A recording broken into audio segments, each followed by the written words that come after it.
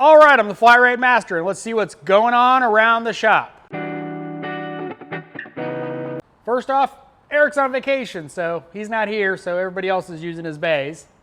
All right, so this is Craig's F-150. He did a bunch of work to it, I think 12 hours. Came in with a bunch of complaints. Four-wheel drive not working. He wound up having to do hub actuators and the solenoid because the solenoid didn't work, and one had been replaced with the Dorman lockout actuator, and the other one was not working. So fun testing on that one. Power steering pump was leaking, you know, a bunch of good stuff. That Aaron has this BMW. Metal on metal brakes on the rear.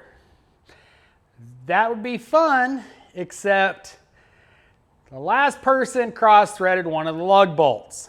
Thankfully, it's not one of the locking lug bolts. It is just a regular lug bolt, but I wound up hammering on a twist out socket in 15 millimeter. That's how much it's been rounded off, and still could not get it out.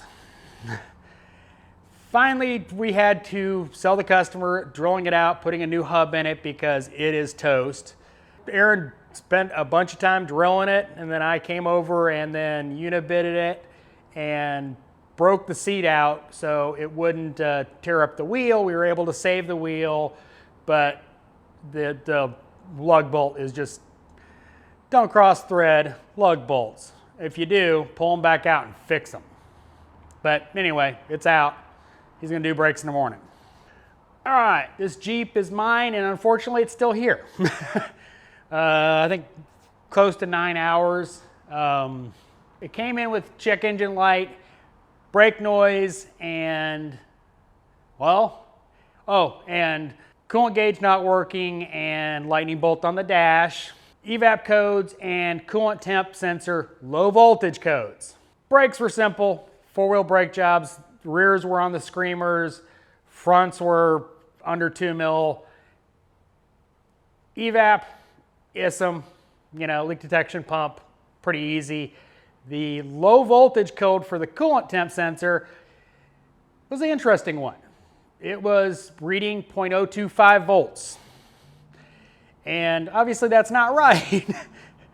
So I went in there and was, you know, attempting to get to the sensor to unplug it. Not fun.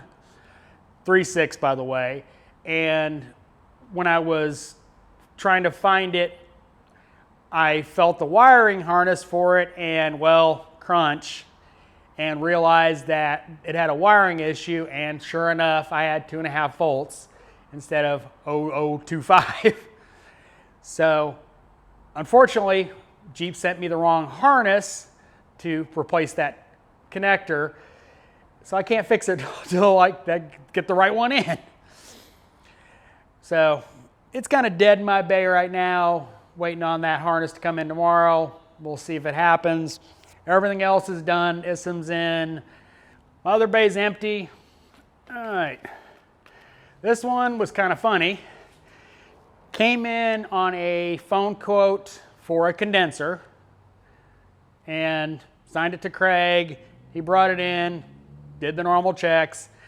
Yeah, no compressor. The compressor clutch was dead. So she left and then brought it back and approved the work. So he's doing a compressor and a condenser. Aaron doing wheel bearings on a rusty car. They were not fun. The slide hammer trick would not work. He had to go to the press and press them apart. They were stuck. So CV axle was leaking, needed front brakes. He'll get back to this one in the morning. Billy, radiator on this Jeep, came in with complaint of coolant leak, radiator was leaking, tick in the engine. They've declined the rocker arm replacements, but they also did approve the axle seals that were leaking, also recommended by another shop. But He's doing the radiator and axle seals. And then Billy's got a Kia Soul that he did AC repairs on, compressor, condenser, compressor clutch shot, I think on that one. And then he's got waiting on 2 tires to come in tomorrow and alignment. All right, Cole has this one. It's a Corolla. Came in for PTI, getting 2 tires, front brakes, filters, you know, the normal stuff. This one has been kind of a cluster. The AC leak, bad leak, and it has a unique quick coupler design on the hose that comes with a heat exchanger kind of thing. Apparently it's a rare equipment on these. It's only like 2 years or 1 year or something like that. Special tool required to release them. We had to get, and well, the customer that owns this one actually owns the company that makes those couplers. And he was telling us we didn't need to replace it because the seals are replaceable, yada, yada, yada. Well, the problem is it's cracked on the backside and leaking out the back. So it's not actually his couplers, though they were leaking, but it was actually the fitting that's on the back. But unfortunately, yeah, Audi's the problem because we haven't gotten the part and it's been here over a week. Yeah. And then he also has a previous wreck for a timing belt, CV axle on an old Lexus. So he's going to be busy. All right, so I'm not going to walk down there because it's already locked up and I'd have to turn the lights on and all that stuff. But downstairs, Daniel's got front suspension to rebuild on an Accord. He's got a Jeep with a bad coil driver. Coil driver turns the coil on until it explodes. So he's waiting on the PCM for that. And then James has a Miata that's making a knocking sound and the customer's selling it. So all he's doing is a cooling fan that doesn't work. He's got an engine to do on a Murano. You know, it's hard to kill those engines, but you can kill them. Just keep driving as it overheats and he put a used engine 18 Q5, I think it was. Came in knocking. Previous shop had resealed it and, well, screwed some stuff up. So we had to put an engine in it. We put a used one in. So he's been having fun with that. And Zach